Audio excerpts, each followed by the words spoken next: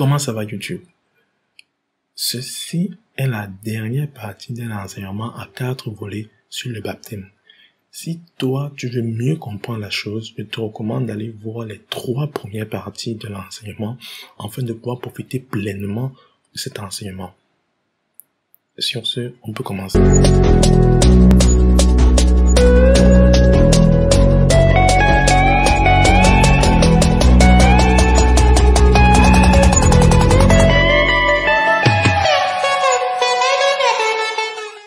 Je pense que souvent, on a une facilité à dire Dieu m'a dit, qui n'est pas une très bonne chose.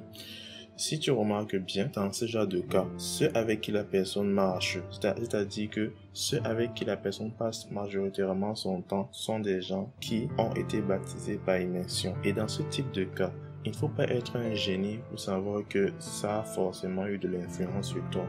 La Bible dit que les mauvaises compagnies corrompent des bonnes mœurs. Ça n'a rien à voir avec le Saint-Esprit, c'est un fait. Si tu marches avec des gens qui pensent constamment que le baptême par aspersion est un faux baptême, entre guillemets, et le baptême par immersion est le vrai baptême, automatiquement, toi-même tu vas penser à un niveau que le baptême par immersion est le vrai baptême et le baptême par aspersion est le faux baptême. Ça n'a rien de spirituel et autres. Non, c'est comme ça. Moi également, il m'est arrivé un temps de marcher avec des gens qui pensaient que coucher à tort et à travers était une vie. Et à un moment que tu le veuilles ou pas, tu finis par penser que coucher à tort et à travers est une vie. Donc c'est comme ça. Ce n'est pas une histoire de baptême, ce n'est pas une histoire de Saint-Esprit ou autre. Non, c'est comme ça.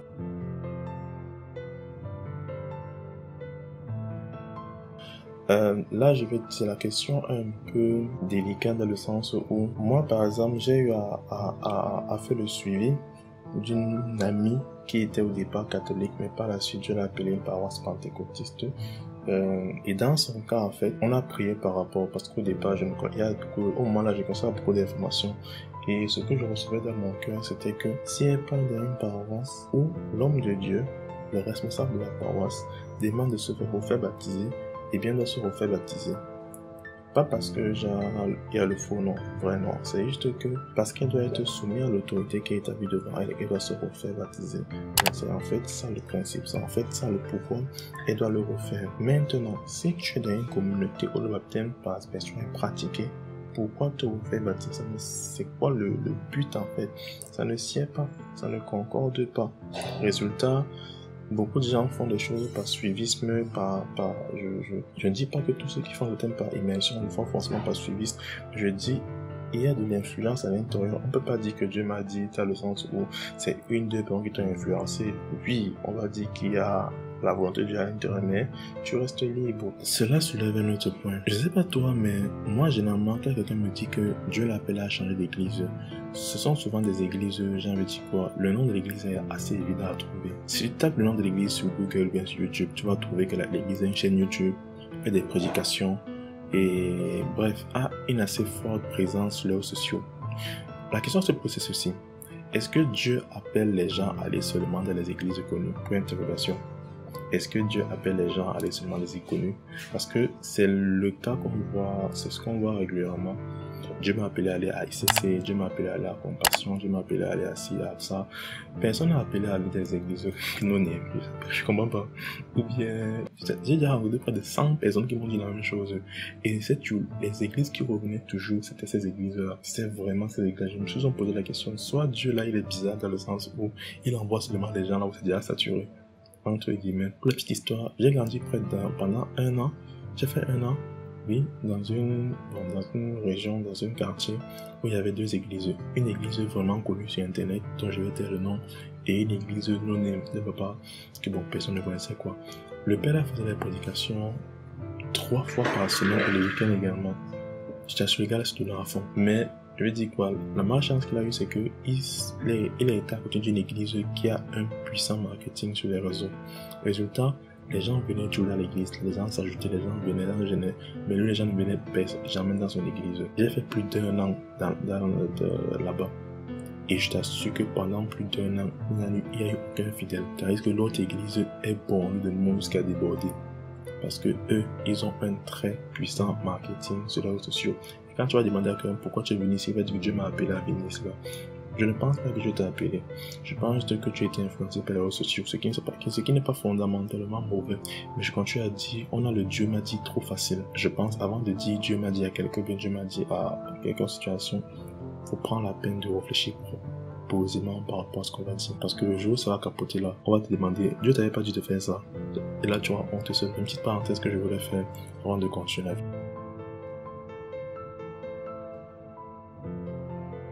En fait, on est dans un monde très numérique. Avant, pour voir un pasteur prêcher, il fallait se lever pour aller dans sa paroisse et autres. De nos jours, on a Internet. Et qu'est-ce qui se passe avec Internet? On a une facilité d'accès à l'information. Si tu remarques encore très bien, en ligne, généralement les pasteurs qui sont en ligne, ce sont des pasteurs pentecôtistes. Les pasteurs des églises, j'ai envie de dire, entre guillemets, traditionnelles, ne sont pas tellement en ligne. C'est vraiment récemment, à cause du Covid, que beaucoup ont commencé à être sur les réseaux sociaux. Mais, en fait, beaucoup de pasteurs des églises telles que protestants et autres ne sont pas en ligne. Résultat, lorsque quelqu'un va chercher par exemple baptême sur Internet, sur YouTube, bien sur Google, il va tomber sur la prédication d'un pasteur qui, lui aussi, on lui a enseigné que le seul sens du mot baptiso, c'est immerger. Et à force d'entendre ça une fois, deux fois, trois fois, tu vas finir par te dire que c'est sûrement la vérité absolue. Ce qui n'est pas forcément vrai, ce qui n'est pas le cas. Parce qu'on a vu tout au long de l'étude que ce n'est pas ça. On va me dire que non, entrer dans l'eau symbolise la mort de Christ, sortir de l'eau symbolise autre. J'ai envie de dire oui et non.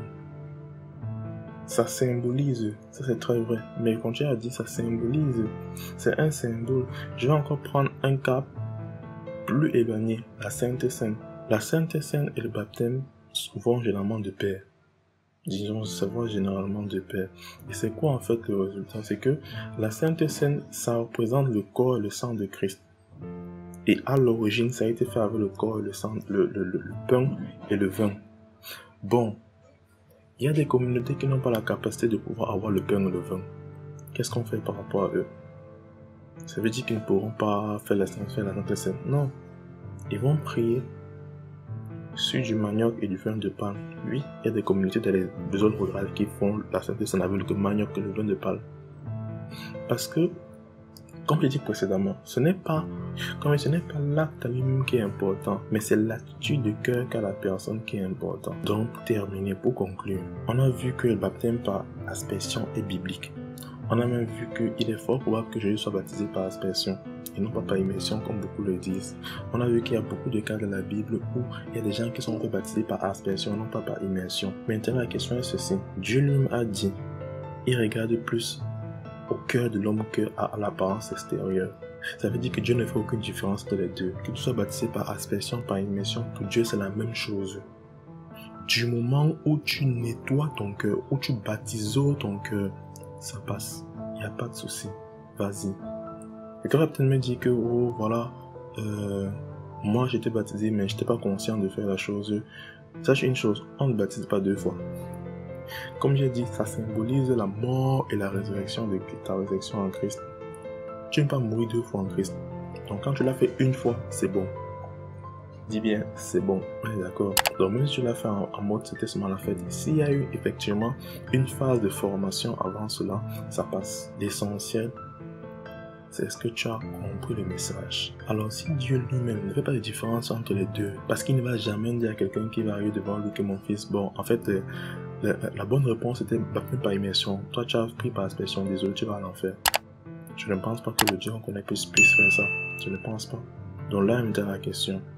Si Dieu ne fait aucune différence entre baptême par immersion, baptême par aspersion, si Dieu ne fait aucune différence au niveau de la quantité d'eau utilisée, parce que c'est ça en fait la quantité d'eau qu'on utilise. Combien de fois nous humains on doit arrêter de faire cela? Tout royaume divisé contre l'homme est destiné à périr. Si on passe notre temps à nous chamailler sur une taille aussi futile, on ne pourra pas aller loin, parce que oui c'est futile. Les premiers apôtres ne faisaient pas de différence, Dieu ne faisait pas de différence, mais nous, pour une raison que j'ignore, on veut faire absolument différent. On veut classer les sous-chrétiens et les vrais chrétiens. Ça fait non-sens, ça n'a pas de sens. Et ce n'est pas biblique. La Bible encourage à nous aimer les uns les autres. La Bible nous dit que c'est parce que c'est par l'amour qu'on aura les uns pour les autres que le monde nous reconnaîtra. Donc je t'encourage encore à exercer de l'amour envers tes frères qui ne sont pas forcément de la même congrégation que toi, de la même paroisse que toi, de la même dénomination que toi, et accepter leurs différences. Non pas vouloir les jeter la pierre en mode que non, vous êtes des sous-chrétiens, nous on est les vrais chrétiens. Non, il n'y a pas de sous de vrais chrétiens. S'il a fait de Jésus son sauveur et Seigneur, s'il s'est baptisé, s'il a changé, nettoyé son cœur, c'est ton frère, c'est ta sœur en Christ. Et vous devez vous aimer pour aller de l'avant.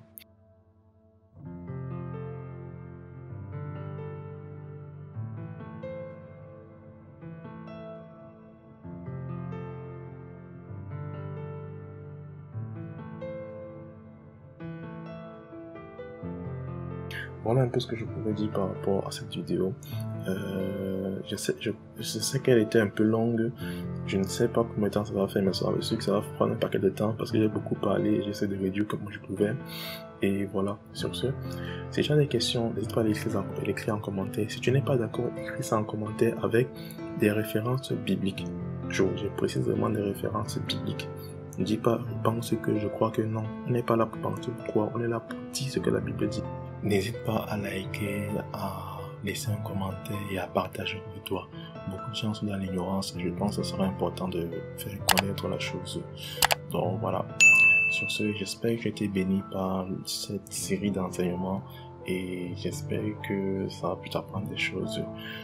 On se dit donc à la prochaine. Allez, ciao.